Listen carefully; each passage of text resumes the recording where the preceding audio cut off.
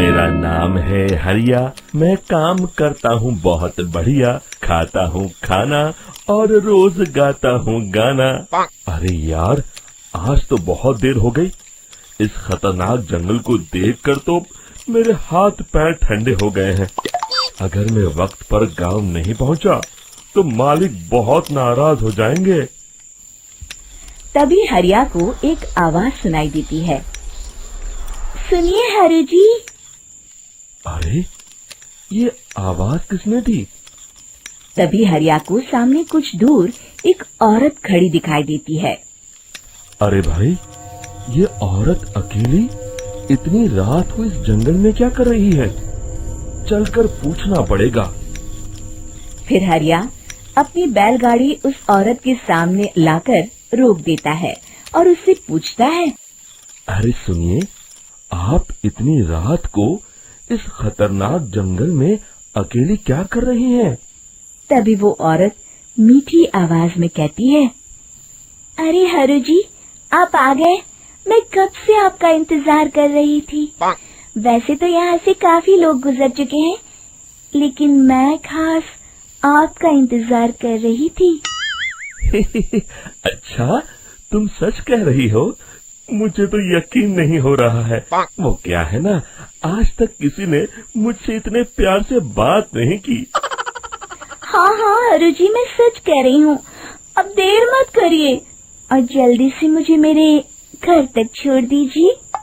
हाँ हाँ, कौन सी बड़ी बात है, अभी छोड़ देता हूँ। आप मेरे पीछे बैलगाड़ी में बैठ जाइए और मुझे रास्ता बताते चलिए। फिर वो औरत हरिया की बैलगाड़ी में बैठ जाती है और हरिया बैलगाड़ी हाँकता हुआ आगे चल पड़ता है।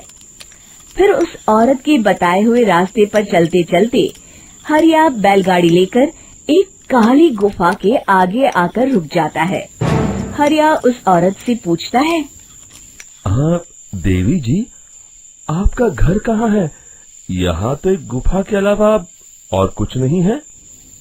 तभी अचानक वो औरत हवा में उड़ने लगती है।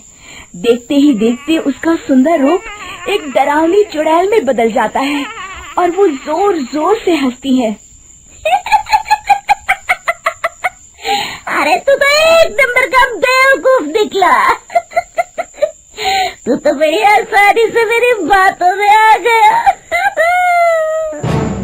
अरे मर गया रे, ये तो एक चुड़ैल है। हे भगवान बचा ले, ये तो बड़ी डरावनी दिखाई दे रही है। और फिर अगले ही पल हरिया की बैलगाड़ी में रखा सारा सामान हवा में उड़ता हुआ उस काली गुफा के अंदर चला जाता है और वो चुड़ैल भी उस गुफा के अंदर जाकर कहीं गायब हो जाती है। हरिया ये नजारा देख बुरी तरह घबरा और परेशान हो जाता है। अरे, ये चुड़ैल तो मेरा सारा सामान लेकर गुफा में गायब हो गई। अब क्या होगा? अगर मैं गांव खाली हाथ गया तो मालिक मेरी अच्छी खबर लेंगे। मेरी इस बात का कोई यकीन भी नहीं करेगा। फिर आखिर वही हुआ। हरिया के मालिक चंपक सेठ को हरिया की किसी भी बात पर रत्ती भर भी यकीन नहीं हुआ। चंपक सेठ को लगा हरिया झूठ बोल रहा है और उसने ही लालच में आकर सारा सामान हड़प कर लिया है। फिर हरिया को बेईमान समझकर चंपक सेठ उसे काम से निकाल देता है। अगले दिन अपनी दुकान में परेशान बैठा चंपक सेठ गुस्से में बड़बड़ाता है। अरे, दुकान में तो सामान बिल्कुल भी नहीं है। अब मुझे ही शहर जाकर सामान लाना होगा। फिर वो अपनी बैलगाड़ी लेकर शहर चला जाता है। शहर से सामान लेकर जब चंपक सेठ वापस गांव लौट रहा होता है, तभी उसे एक आवाज सुनाई देती है। चंपक जी, ओ चंपक जी। अरे, ये तो कोई मेरा नाम लेकर मुझे पुकार रहा है। फिर उस रास्ते में वही औरत खड़ी दिखाई देती है। फिर क्या था, हरिया की तरह चंपक सेठ भी उस औरत के पास अपनी बैलगाड़ी लेकर जाता है और वो भी उसकी चिकनी चुपड़ी बातों के मुंह जाल में फंस जाता है। फिर चुड़ैल उसे भी अपनी गुफा तक ले जाती है और उसका सारा सामान लेकर गुफा में गायब हो जाती है। बेचारा चंपक सेठ लाचार होकर खाली हाथ गांव लौट आता है। फिर ये उस जंगल में रोज की बात हो जाती है।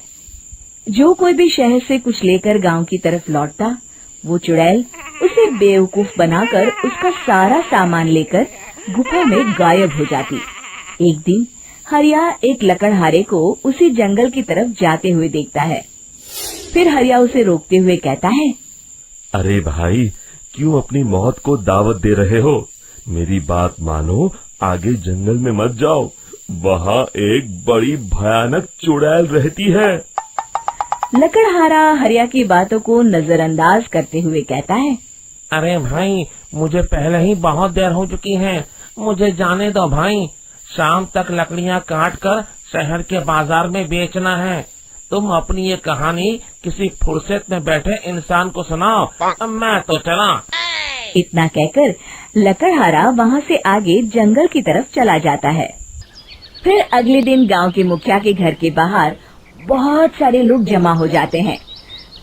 तभी हाथ में कुल्हाड़ी लिए खड़ा लकड़हारा कहता है, अरे मुखिया जी, अब आप ही हमें बचाइए उस जंगल वाली चुड़ैल से।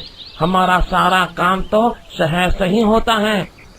अरे मुखिया जी, उस चुड़ैल की वजह से तो मैं पूरी तरह बर्बाद हो गया हूँ। हम सबको मिलकर उस चुड़ैल का कोई इलाज करना पड़ेगा। तभी भीड़ में खड़ा वीरा कहता है, आप लोग चिंता मत करिए, कल से वो चुड़ैल किसी को नहीं लूट पाएगी। मेरे पास एक बहुत अच्छी तरकीब है। तभी चंपक सेठ उसका मजाक उड़ाते हुए कहता है, अरे तेरा नाम वीरा है तो क्या हुआ? तूने अभी उस चुड़ैल को देखा नहीं है? जाकर अपना काम कर, बड़ा आया।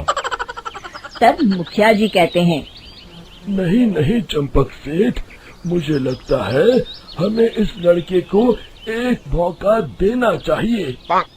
फिर सभी गांव वाले मुखिया जी की बातों से सहमत हो जाते हैं और वीरा शाम को एक बैलगाड़ी में कुछ सामान लादकर उस जंगल की ओर चल देता है। वीरा, ओ वीरा, कहाँ जा रहा है?